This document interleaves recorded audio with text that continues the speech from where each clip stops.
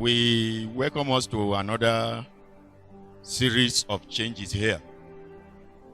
And in this series, we'll be looking at the composition of change, the parts that makes up the sum when you want to implement change, or what we call the ingredients of change.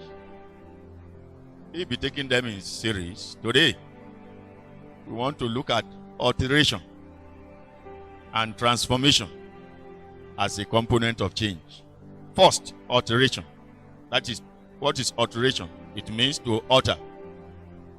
And to alter means a small change that makes someone or something slightly different. This is not a holistic change. This is not a drastic change. Many a times, in most times, change comes in form of alteration. In fact, it is recommended that if you want to implement change, first of all, try to alter. What can you alter? What can you change? What are the things you can alter? They may not be too profound. It's just like having a new haircut and wearing new styles of clothes. And somebody goes to pick you up at the airport. The person may not at the beginning recognize you because he or she does not know you by such an haircut or style of clothing.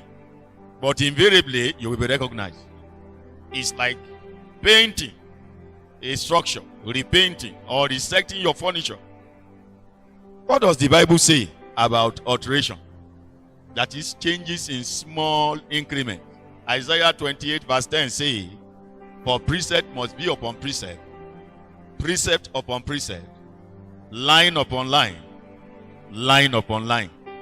Here a little and there a little." It's just like, I don't know whether you have watched a toddler.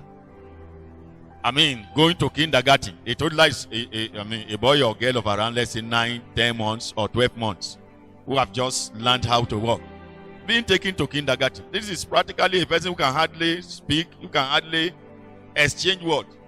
But within 3 months in kindergarten, with the teachers, you discover that they begin to communicate.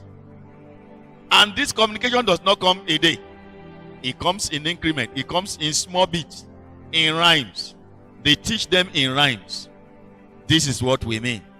Are you thinking of what you will alter when, especially now that we are all at home during this stay at home? What are you thinking of altering in your life or in your appearance? Even if it is as simple as having a new haircut, if it is as simple as shaving your having a new cosmetic shave. What are you thinking of altering? What are you thinking of changing that can make you benefit from the current change that is here? Alteration is what we recommend. And the next one will be transformation. What do we mean by transformation? Transformation is more than alteration. It is a profound change, a radical change. A change in form, a change in character, and a change in outlook. That is transformation. And I'm happy to tell you that the Bible also has something to say about that also. It says that in 2 Corinthians chapter 5 verse 17, it says, if anyone becomes a Christian, is a new creation.